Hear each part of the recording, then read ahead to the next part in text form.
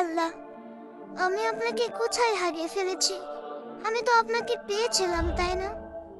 তাহলে আজ আমি কি করছি? আপনার জন্যই তো আমি দুনিয়ার মোহ ত্যাগ করতে চেয়েছিলাম। আমি তো ক্ষণস্থায়ী সুখ চাইনি। তবু আজ কেন আমার হৃদয় আপনাকে অনুভব করে না? আল্লাহ, আমি তো দুনিয়ার লোভ করিনি। আমি শুধু আপনাকেই চেয়েছি। প্রতিটি সম্পর্কে, প্রতিটি ভালোবাসার প্রাপ্তির বদলে আমি শুধু আপনাকেই চেয়েছি। আমার প্রতিটি নেক কাজ ছিল আপনাকে পাওয়ার জন্য। তাহলে সেগুলো কোথায় গেল আল্লাহ?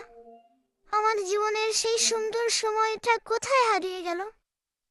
যখন আমার হৃদয় আপনাকে অনুভব করত, যখন ঘুম ভেঙে শুধু আপনার জন্য নামাজে দাঁড়াতাম।